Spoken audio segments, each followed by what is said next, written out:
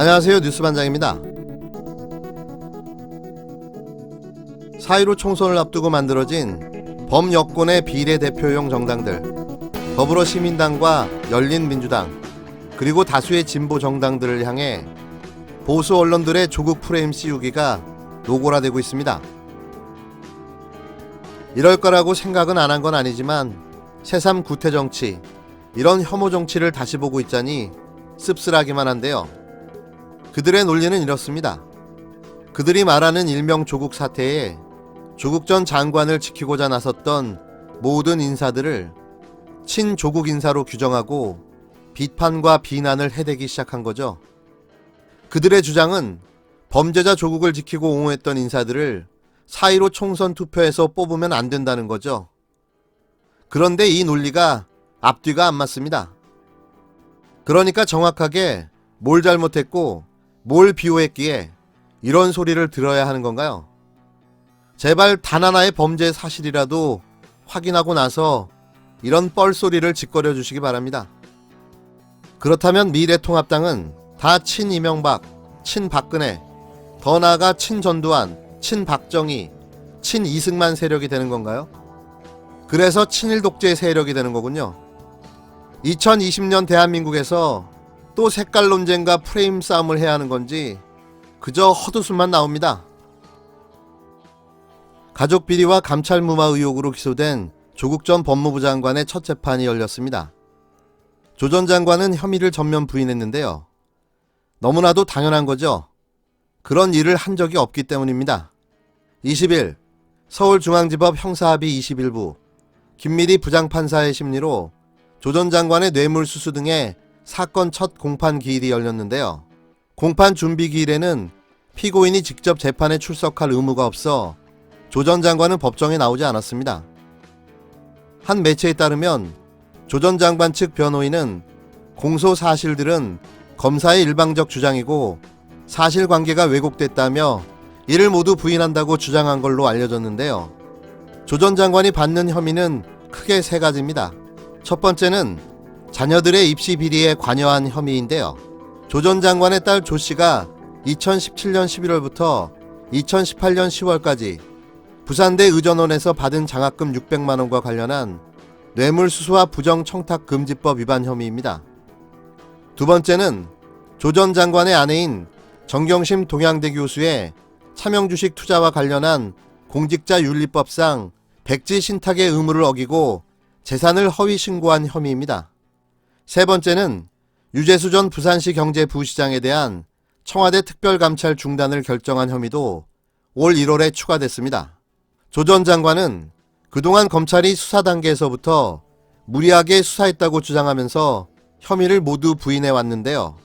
첫 공판 기일에 출석한 조 전 장관 측 변호인은 감찰 무마 의혹에 적용된 직권남용 권리방해 혐의에 대해 민정수석으로서 본인이 가진 결정권을 행사했는데 어떻게 직권남용 권리 행사 방해가 되느냐고 주장하며 범죄를 구성할 수 없는 요소로 기소됐다고 말했습니다. 조 전 장관의 딸에게 장학금을 준 혐의로 기소된 노환중 부산의료원장, 감찰 무마 의혹과 관련해 함께 기소된 백원우 전 청와대 민정비서관, 박형철 전 청와대 반부패 비서관 측도 모두 혐의를 부인했는데요. 재판은 4월 17일 오전 공판 기일을 다시 한번 진행한 뒤 공판 절차를 본격적으로 시작할 예정입니다. 조 전 장관 주변에서 전화가 너무 많이 온다고 한 뒤 감찰 중단을 지시했다. 조국 전 장관 등의 칼을 꽂은 박형철 반부패 비서관의 검찰 진술입니다. 조국 전 장관을 노리고 수사를 무한정 확대하던 윤석열 검찰의 입맛에 딱 맞는 진술이 아닐 수가 없었는데요. 이 진술 이후로 윤석열 검찰이 조 전 장관에게 구속영장을 청구하고 그도 안 되자 불구속 기소까지 하게 됩니다. 윤석열에게 박형철의 공로는 지대한 거죠. 그랬던 박형철이 진술을 뒤집었습니다.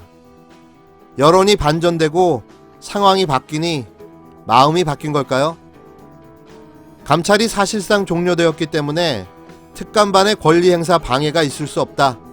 감찰 종료와 후속 조치는 특감반이 아닌 민정수석의 고유 권한이다. 20일 있었던 조국 전 장관에 대한 공판 준비기일에서 박형철 변호인이 내놓은 주장입니다.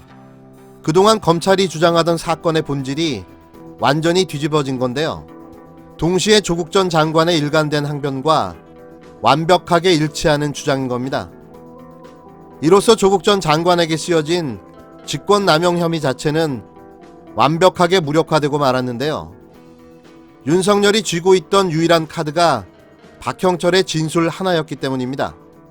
이쯤 되면 검찰 측의 상식적인 조치는 공소 취하가 정답인데요. 유죄 주장을 이어가는 공소를 유지하는 자체가 불가능하기 때문입니다. 하지만 윤석열 검찰은 그럼에도 불구하고 무조건 밀어붙일 걸로 보여지는데요. 정경심 교수의 공소장 내용이 대부분 뒤집혀서 사실상 새로운 사건을 만들어 공소장 변경을 시도했고, 재판부가 불허하자 재판부를 맹비난하며 추가 기소를 하는 사법상 전례 없는 짓거리를 벌이고 있는 게 윤석열 검찰입니다. 이렇게 기소의 핵심 근거가 사라져도 계속 밀어붙일 게 불보듯 뻔한 일인 거죠. 판이 바뀌었습니다. 상황이 완벽하게 뒤바뀐 거죠.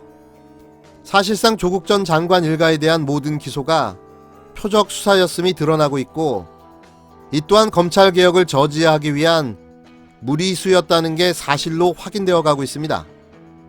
거기에 법과 원칙을 부르짖었던 검찰청장은 내로남불의 민낯을 보이며 무너져 내리기 시작했으니 이 명분도 목적도 없는 마녀사냥 기소가 유지될까요?